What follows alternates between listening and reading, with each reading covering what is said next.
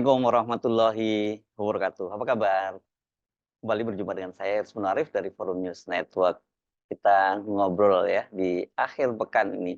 Tapi saya kira kalau Anda mencermati perkembangan politik, terutama hasil pemilu legislatif, ini ada satu fakta yang cukup menarik ya. Ini ada kemungkinan besar bahwa Partai Golkar itu akan mendapatkan kursi ketua DPR ini, walaupun suaranya itu lebih kecil atau lebih rendah perolehan suara total suara nasionalnya dibandingkan PDIP.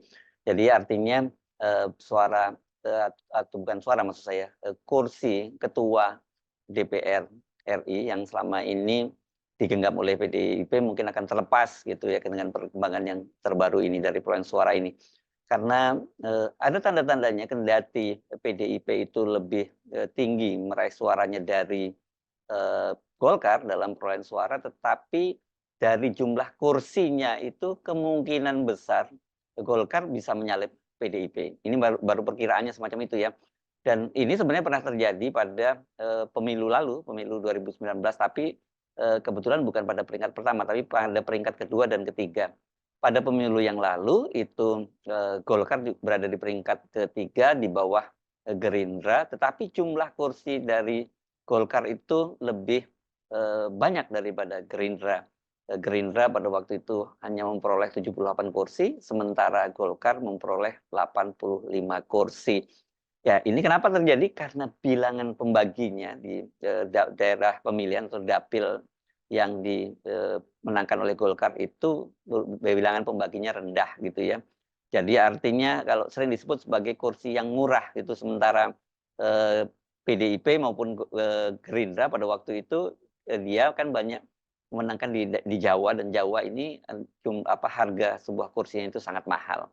Karena itu kendati PDIP suaranya lebih tinggi dari Golkar, ada kemungkinan Golkar yang akan menjadi, ketua DPR RI. Ini datanya agak sulit memang sekarang mengupdate, yang terbaru ini ada data hari Kamis ya, itu PDIP itu total meraih suara 12.619.540 suara. Ini kalau bikin persentasenya 16,39%. Ini turun ya suara Golkar. Sementara di peringkat kedua Golkar itu menempel dengan ketat. Suaranya 11,591, 11.591.843 suara atau 15,03%. Itu jumlah itu waktu terakumulasi dari total data yang masuk 65,93%. Artinya tidak akan terlalu terjadi perubahan yang cukup signifikan ya, di akhir-akhir ini dari sisa suara. Jadi kemungkinan polanya akan serupa begitu ya. Jadi kalau dari sisi persentase ini ya, Golkar memang hanya sekitar, kalah sekitar 1,3% begitu, dan di sisi suara juga hanya sekitar 900-an ribu suara, nggak sampai 1 juta ini selisihnya. Nah, mengapa penting kita bahas soal, kemungkinan Golkar bisa mengambil alih kursi ketua DPR dari PDIP, menggeser PDIP dari posisi teratas itu, ini kan berkaitan dengan tadi yang saya sebut tadi persebaran suara dan juga Undang-Undang MD3. Ini undang-undang tentang, MPR, DPR, dan, DPD itu yang mengatur bahwa mereka yang, menjadi ketua DPR itu adalah, yang berasal dari partai dengan perolehan kursi terbanyak. Jadi yang dihitung jumlah kursinya, sementara, untuk, kursi berikutnya ya menduduki posisi sebagai wakil ketua DPR. Aturan pemilihan ketua DPR itu diatur dalam Undang-Undang Nomor 2 Tahun 2018 tentang MPR, DPR, DPRD, dan DPD, Undang-Undang MD3. Oh, ini tambah DPRD-nya ya, tadi saya kurang menyebut DPRD-nya. Dan itu diatur dalam, pasal 427D. Nah, tetapi ini ramenya ini nanti apakah ini akan direvisi atau tidak, begitu ya. Karena memang undang-undangnya waktu itu menyebutkan hanya didasarkan pada perolehan suara hasil pemilu legislatif 2019. Jadi ini bisa perdebatan lagi, apakah itu berlaku hanya untuk pemilihan legislatif 2019 atau untuk, pemilu berikutnya atau pemilu sekarang ini kemudian direvisi lagi. Ini biasa seperti itu, akal-akalan di DPR ya untuk memperebutkan kursi itu ya. Nah, pada poin, pada ayat 1 poin A menyebutkan bahwa pimpinan DPR terdiri dari 1 orang ketua dan 4 wakil ketua yang ditentukan berdasarkan perolehan kursi terbanyak di DPR. Jadi artinya partai yang memiliki kursi terbanyak pertama berhak mendapat posisi ketua DPR. Itu diatur dalam poin B ya ayat 1 pasal 427D. Jadi partai politik yang memperoleh kursi terbanyak pertama di DPR itu berhak untuk menjadi ketua DPR. Pertanyaannya bagaimana kalau dalam kasus partai terbanyak memiliki kursi yang sama, penentuan ketua atau wakil ketuanya itu ya tetap didasarkan perolehan suara terbanyak. Katakanlah misalnya Golkar dengan PDIP ini sekarang nanti ternyata ketika dihitung jumlah kursinya sama, begitu ya. Tapi yang akan menjadi ketua DPR ya tetap PDIP karena perolehan suaranya terbanyak. Nah, begitu seterusnya kalau kemudian ada aturan bahwa jumlah suaranya sama dan kemudian jumlah kursinya sama. Nah, disitulah akan ditentukan oleh persebarannya atau di daerah di dapil mana saja dan lebih banyak dapil mana yang dimenangkan. Katakanlah misalnya PDIP memperoleh suaranya itu kursi suara dan kursinya itu di dapil yang gemuk misalnya di Jawa misalnya. Sementara Golkar itu memperolehnya di banyak tempat, tidak hanya di Jawa, tapi terutama di Sumatera dan Indonesia Timur. Dengan begitu berarti persebaran Golkar lebih banyak. Jadi kendati suara PDIP sama jumlahnya dengan Golkar, kemudian kursinya sama, maka yang akan menjadi ketua DPR adalah dari Golkar. Nah, mengapa penting untuk diperebutkan ini kursi ini? Karena bagaimanapun juga ya sekarang ini secara tidak langsung ada semacam pemahaman gitu bahwa kursi ketua DPR itu walaupun sebenarnya kalau dari sisi demokrasi di beberapa negara barat itu ketua DPR itu hanya semacam speaker atau juru bicara dari parlemen. Tapi di Indonesia kelihatannya ketua DPR itu ikut menentukan ya.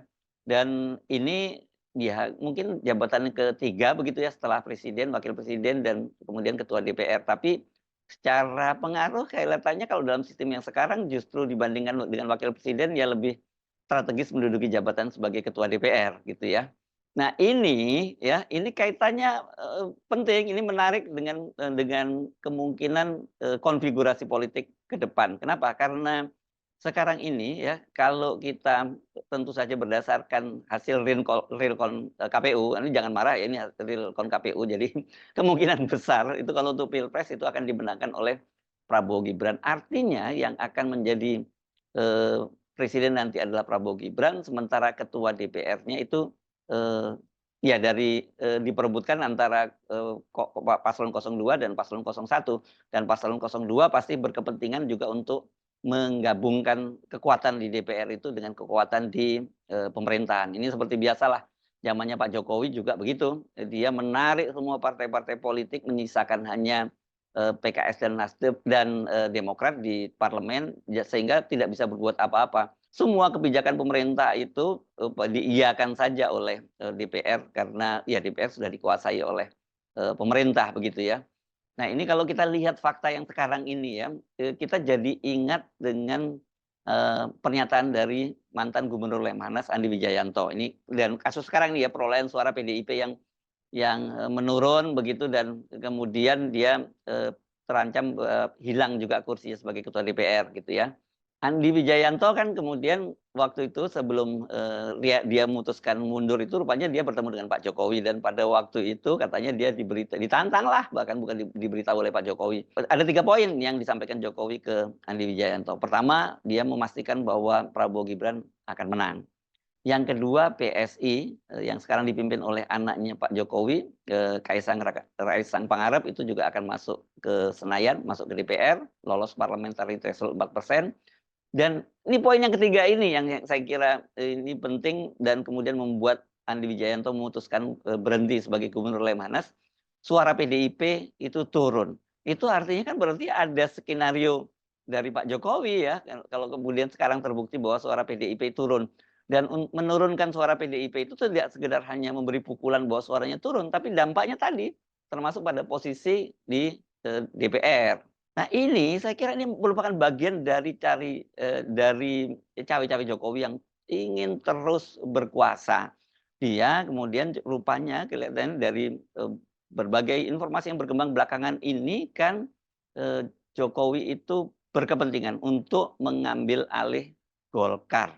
Nah, ini nanti kalau yang soal Golkar, dia mengapa ngambil alih Golkar, itu kaitannya nanti dengan posisi tawar dia dalam pemerintahnya Prabowo Gibran seandainya nanti mereka terpilih menjadi presiden. Khususnya posisi tawar Pak Jokowi berhadapan dengan Prabowo Subianto.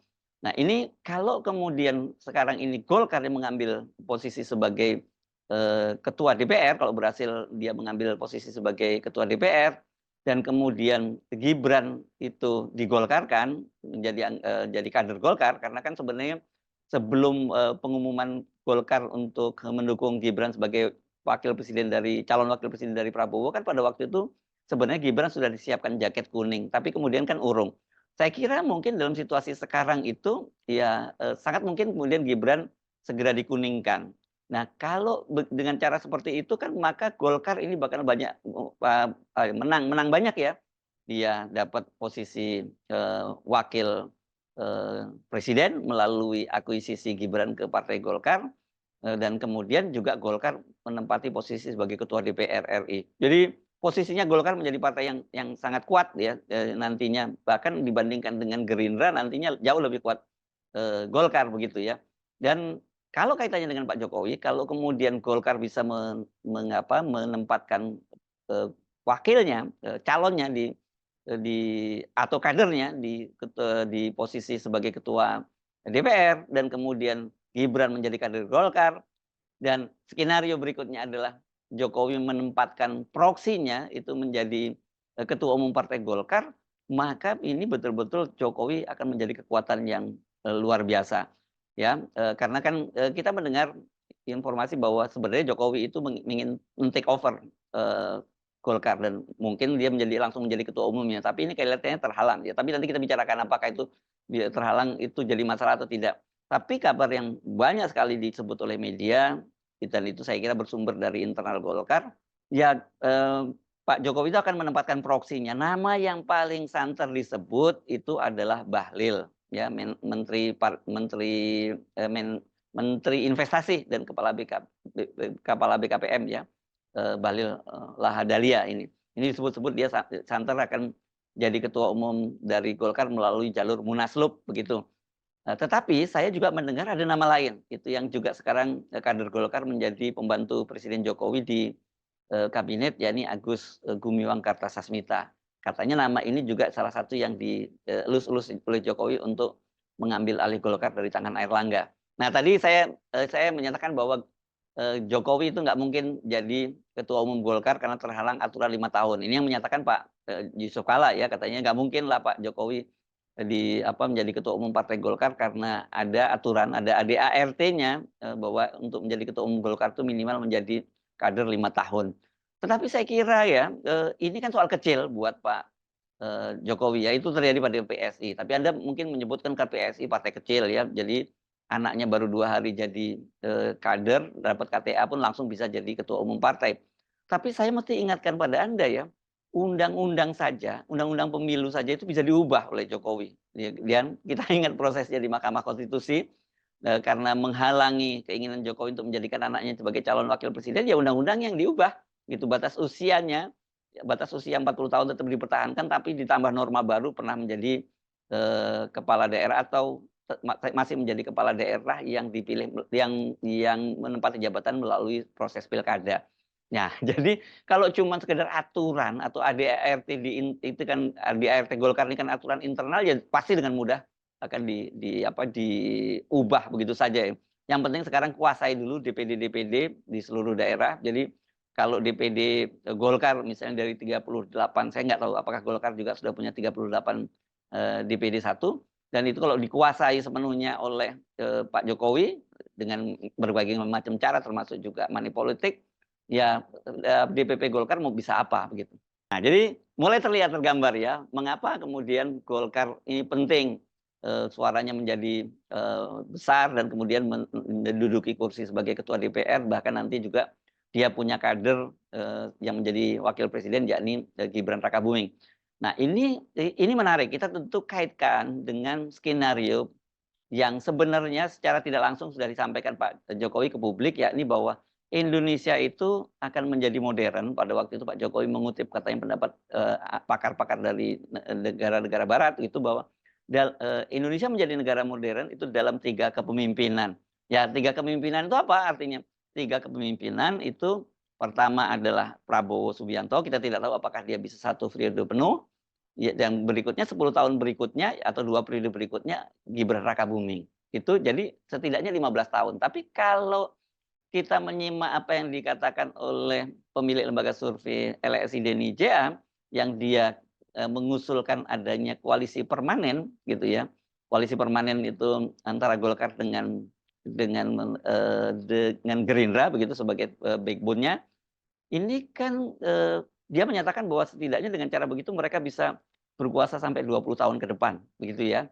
Artinya ya ini ada skenario dari Pak Jokowi untuk tetap berkuasa sampai 15 tahun atau bahkan 20 tahun yang akan datang. Dan masuk akal sih kalau kita bicara soal 20 tahun karena Pak Jokowi selalu bicara soal Indonesia emas gitu ya, bahwa tahun 2045 itu Indonesia akan memasuki Indonesia emas. Ini pola yang sebenarnya sama dilakukan kalau berkoalisi semi permanen ini seperti yang dilakukan oleh Barisan Nasional di Malaysia dengan backbone-nya itu UMNO ini, United Malay Nation Organization. Ini organisasi ini partai politik yang tempat puak Melayu berkumpul. Jadi semacam Golkarnya di Indonesia. Jadi mulai terbayang di situ ya bagaimana skenario dari Pak Jokowi untuk terus berkuasa di Indonesia. Dan yang penting diingat bahwa sebenarnya kalau kemudian terjadi koalisi permanen antara Golkar dengan Gerindra, koalisi semi permanen maksud saya antara Golkar dengan Gerindra, dengan posisi Golkar tadi itu suaranya dia kedua terbanyak, dia punya kursinya terbanyak dan dia menjadi ketua DPR dan kemudian ini apa wakil presidennya juga di kader Golkar Gibran dan kemudian ketua umumnya juga itu proksinya Pak Jokowi. Ya, saya kira ini kalau terbentuk koalisi semi permanen antara Golkar dan Gerindra, maka posisi Jokowi yang lebih dominan dibandingkan Prabowo gitu. Jadi tidak mengejutkan kalau belakangan ini banyak muncul ya pernyataan-pernyataan dari koalisi 02 bahwa Pak Jokowi itu akan ikut menentukan isi kabinet seperti apa begitu. Jadi dengan skenario begitu, Anda nggak perlu kaget kalau suara Golkar itu sekarang kok tiba-tiba nyodok di urutan kedua. Kan banyak yang bingung ya. Kenapa Golkar tiba-tiba jadi menyodok di urutan kedua padahal dia ini tidak punya calon presiden ataupun calon wakil presiden. Ini kan amanat Munasnya seperti itu. Harusnya Erlangga itu menjadi calon presiden, kalau tidak ya calon wakil presiden. Tapi kan nggak dapat semuanya. Mengapa penting ini kita bahas? Ini berkaitan dengan teori kotel efek atau teori libasan ekor jas gitu. Biasanya partai-partai yang mengusung kadernya sendiri menjadi calon presiden, apakah gubernur, calon gubernur dan lain-lain itu akan mendapat dampak elektoral, ya kenaikan elektoral. Tetapi pada pilpres kali ini kan yang agak mengejutkan kotel efeknya Prabowo itu tidak berimbas pada Gerindra karena Gerindra suaranya merosot hanya 13% dan sekarang berada di urutan kedua di bawah Golkar. Posisinya digantikan Golkar begitu ya. Kalau gitu kemana itu kotel efeknya Prabowo gitu ya. Nah, justru kita melihat situasi perkembangan terbaru sekarang ini kita bisa mendapat penjelasan mengapa Golkar yang naik. Ini adalah merupakan bagian kotel efek Jokowi. Tapi mungkin ya kotel efek ini bukan hanya kalau Jokowi jangan dilihat hanya kotel efek, tapi juga cawe-cawenya pengerahan dia dengan sumber daya APBN, sumber aparat penegak hukum itu bagian dari upaya cawe-cawe Jokowi yang saya kira mungkin nggak bisa kita sebut sebagai kotel efek ya. Ini mungkin koktail efek karena yang minuman keras yang bukan bikin orang mabok karena sekarang ini gara-gara cawe-cawe Jokowi satu Indonesia jadi mabok, partai-partai politik juga mabok ya. Jadi kelihatan sekali bahwa kotil efeknya Jokowi itu ya bukan ke Gerindra yang sebenarnya harusnya ke Gerindra karena Pak Jokowi kan kemana-mana nenteng Pak Prabowo. Pak Prabowo juga menyatakan dia akan meneruskan semua program Pak Jokowi. Ternyata tidak berdampak kotil efeknya Pak Prabowo maupun kotil efeknya Jokowi ke Gerindra. Yang terlihat itu pada Golkar, bahkan pada PSI pun tidak. Gitu. Jadi ini memang banyak sekali keanehan-keanehan ya. Saya kira Pak ini penjelasannya yang paling mudah yang menyatakan ada tangan-tangan tidak terlihat yang bekerja, begitu ya. Jadi Prabowo dibiarkan jadi presiden, tapi Jokowi yang tetap berkuasa. Itu baru dari hitung-hitungan koalisi di pemerintahan dan posisi di parlemen ya. Belum lagi kalau kita bicara sekarang undang-undang daerah khusus Jakarta yang kemarin diributkan itu soal gubernur yang ditunjuk oleh presiden. Ini juga soal menghilangkan hak demokrasi dari warga Jakarta yang dijamin oleh konstitusi. Tapi dalam peta persaingan antara Pak Jokowi dengan Pak Prabowo sebenarnya kita bisa lihat dari pasal yang akan mengatur soal aglomerasi. Yakni aglomerasi ini kumpulan dari kota-kota yang ada di Jakarta, Bogor, Depok, Bekasi, Tangerang, dan Cianjur, Jabodetek, Jabur. Dan itu Jabodetek, susah banget ini ya, Jabodetabekjur, kan gitu ya. Dan ini kalau nantinya di bawah wakil presiden, berarti sebenarnya sesungguhnya yang berkuasa, yang memiliki sumber daya ekonomi itu nantinya ya Jokowi melalui tangan Gibran, bukan Prabowo, karena ini di bawah wakil presiden. Dengan kita menyaksikan pemerintahan Jokowi selama 2 periode, saya kira pasti para oligarki ini akan lebih senang ya kepada Jokowi gitu, dibandingkan dengan Prabowo. Apalagi kalau dibanding dengan Gibran yang sangat lemah, pasti mereka akan lebih memilih Gibran nih, para oligarki. Pak Prabowo bagaimanapun juga dia adalah figur yang cukup kuat gitu, cukup mandiri, yang saya kira mungkin tidak mudah, bukannya tidak bisa ya, tidak mudah lah ditundukkan oleh para oligarki. Apalagi di situ kan dia juga ada adiknya Hasyim Joyo Hadikusumo yang juga pengusaha besar. Saya kira nanti para oligarki ini dealnya harus lewat pintu pertama, harus lewat Hasyim dulu baru tembus ke Pak Prabowo. Jadi tetap saja Jokowi dan keluarganya itu lebih menyenangkan buat oligarki. Nyaman pasti ya.